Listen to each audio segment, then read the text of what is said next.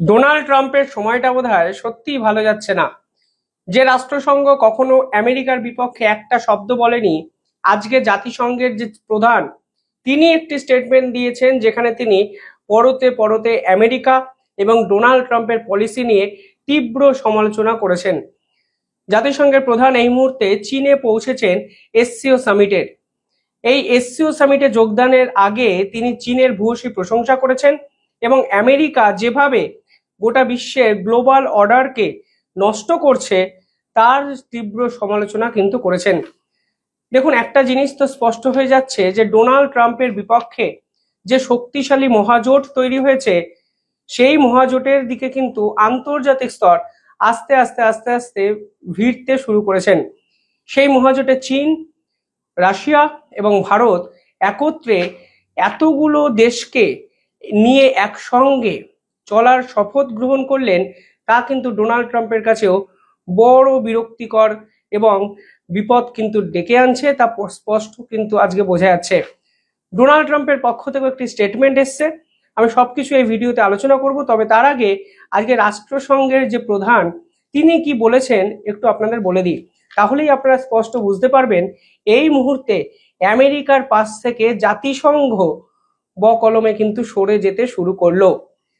আজকে রাষ্ট্রসংঘের প্রধান বলেছেন যে এই মুহূর্তে চীনে যেভাবে গ্লোবাল লিডাররা এসে জড়ো হয়েছেন তার একমাত্র ক্রেডিট কিন্তু চীনের, কারণ চীন এই মুহূর্তে মাল্টিল্যাটারিজমকে বাঁচাতে পেরেছেন, অর্থাৎ বহুত্ববাদকে বাঁচাতে একমাত্র চীন পেরেছে এবং বহুত্ববাদকে বাঁচাতে পেরেছে বলেই আজকে বিশ্বের তাবড় তাবড় বড় শাসক যে নেতা তারা কিন্তু চীনে এসছেন।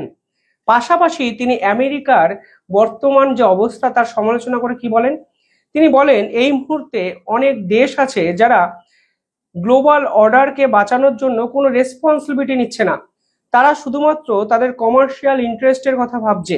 এর ফলে গোটা বিশ্বের শান্তি এবং শৃঙ্খলা দুটোই কিন্তু নষ্ট হচ্ছে। তিনি বলেছেন আমেরিকা যেরকম ভাবে বর্তমানে ট্যারিফ পলিসিকে ইমপ্লিমেন্ট করতে চায় তা আসলে অর্থোডক্স স্টাইল অফ ডিপ্লোম্যাসি, অর্থাৎ প্রথাগত এক ডিপ্লোমেসি যা এর আগে ইতিহাস যদি চেক করেন দেখবেন আমেরিকানরা কিন্তু করেছে। অর্থাৎ আমেরিকানরা সময়ের সঙ্গে সঙ্গে নিজেকে বদলাতে পারেননি। এর আগে তারা ভাবতেন গোটা বিশ্বকে তারাই চালান, আজকের দিনে দাঁড়িয়ে সেটা যে কতটা একটিখানি অর্থোডক্স মেন্টালিটি, অর্থাৎ সেই পুরো বিষয়টা থেকে যে এখনো তারা বেরোতে পারেনি, তা কিন্তু আজকে রাষ্ট্রসংঘের প্রধান পরিষ্কারভাবে আন্তর্জাতিক স্তরের সামনে তিনি বুঝিয়েছেন এবং বলেছেন এই মুহূর্তে চীন যা করে দেখালো, অর্থাৎ এসসিও সামিটে প্রত্যেকটি দেশকে নিয়ে চলার যে শপথ চীনে দাঁড়িয়ে হলো, তা কিন্তু গ্লোবাল অর্ডারকে মেনটেন করার জন্য অত্যন্ত ইম্পর্টেন্ট। কিন্তু আমেরিকা যা করছে তা কিন্তু বহুত্ববাদের বিপক্ষে, গ্লোবাল অর্ডারকে তারা মেনটেন করছে না।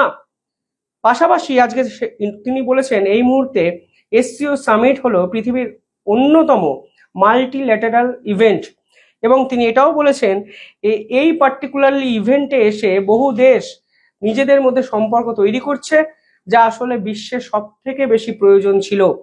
আমি শুধু নিজের কথা ভাববো, আমার দেশের কথা ভাববো, আমি আমার কমার্শিয়াল ইন্টারেস্টের কথা ভাববো, আমি আমার দেশের জন্য অন্য দেশের বিপক্ষে সম্পূর্ণ বিপরীতে গিয়ে তার পিছনে ছুরিটিও মারবো, তা আসলে আন্তর্জাতিক স্তরের এই মুহূর্তে প্রয়োজন নেই।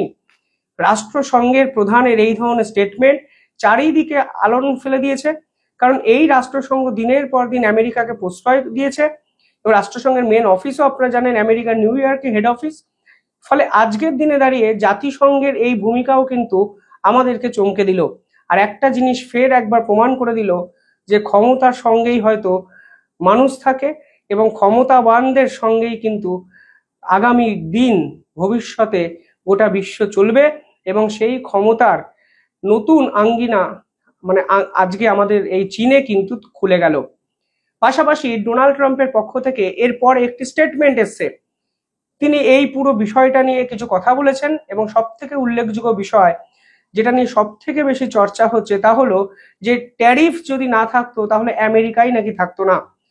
আপনারা দেখতে পাচ্ছেন কোট আনকোট পুরো এই কথাটাই আজকে বলেছেন ডোনাল্ড ট্রাম্প এবং ডোনাল্ড ট্রাম্প এই মুহূর্তে ফ্রাস্ট্রেশনেও ভুগছেন। আমেরিকার কোর্ট তাকে পরিষ্কার বলেছেন যে আপনি যে ট্যারিফ লাগিয়েছেন সেই ট্যারিফ লাগানোর ক্ষমতা আমেরিকা প্রেসিডেন্টের নেই। আপনি এক্সিকিউটিভ অর্ডার জারি করে এই ধরনের ট্যারিফ লাগাতে পারেন না। যদি ট্যারিফ লাগাতেই হয় তাহলে আপনাকে ইউএস কংগ্রেসে তা পাশ করাতে হবে। অর্থাৎ ভারতের যেমন পার্লামেন্ট, সেই রকম পার্লামেন্টে ভোটাভুটির মাধ্যমে আপনাকে ট্যারিফটিকে পাশ করাতে হবে, তারপরেই আপনি বিশ্বের যে কোনো দেশের উপর ট্যারিফ লাগাতে পারবেন। অর্থাৎ ডোনাল্ড ট্রাম্প নিজেদের দেশের আদালতের কাছে মুখঝামটা খাচ্ছেন।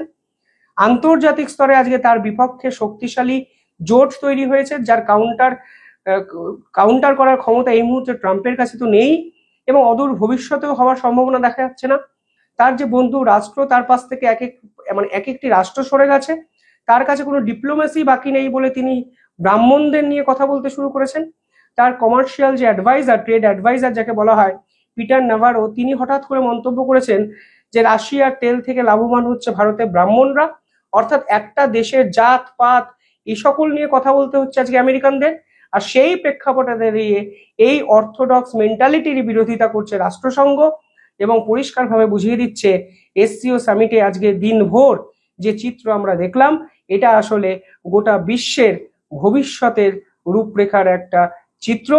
এবং ডোনাল্ড ট্রাম্পের বহুত্ববাদ, আগ্রাসী মনোভাব এবং একা চলবো, আমি স্বৈরাচার, আমি শেষ কথা, এই মেন্টালিটির কিন্তু গালে একটা সপাটে চড় আজকে রাষ্ট্রসংঘ দিল। পাশাপাশি এসসিও সামিটে ভারতের ক্ষেত্রে বড় একটা জয় প্রথম দিনই আমরা পেয়েছি, যে এসসিও সামিটের সমস্ত দেশ পেহেলগাম হত্যাকাণ্ড নিয়ে কিন্তু একটি রেজলিউশন পাস করেছে এবং তার তীব্র বিরোধিতা করেছেন। 2 মাস আগেও যখন ডিফেন্স মিনিস্টার রাজনাথ সিং গেছিলেন আর এসসিও সামিটের ডিফেন্স মিনিস্টারদের সামিটে, সেখানে কিন্তু পেহেলগাম হত্যাকাণ্ড নিয়ে কোনো কথা বলা হয়নি, ফলে ভারত কিন্তু সেই রেজলিউশনে সই করেনি।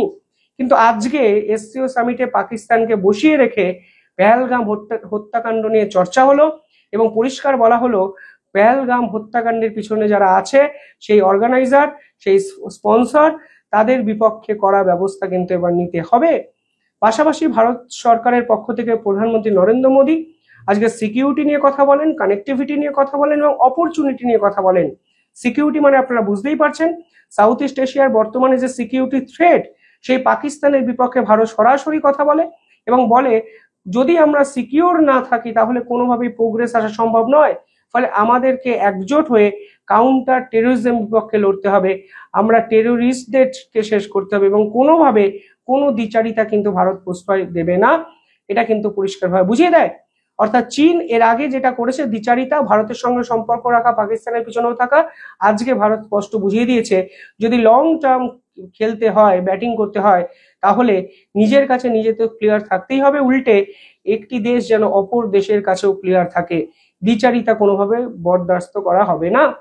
পাশাপাশি ভারতের পক্ষ থেকে অপরচুনিটি নিয়ে কথা বলা হয়েছে, এবং আপনারা বুঝতেই পারছেন ট্রেড নিয়ে কথা হয়েছে, ইনভেস্টমেন্ট নিয়ে কথা হয়েছে, এবং আজকে এসসিও সামিটের সব দেশ একে অপরের সঙ্গে ভবিষ্যতে ট্রেড ওরিয়েন্টেড রিলেশন আরো বৃদ্ধি করবে, সে কথাও কিন্তু ভারতের প্রধানমন্ত্রী তার বক্তৃতায় রেখেছেন।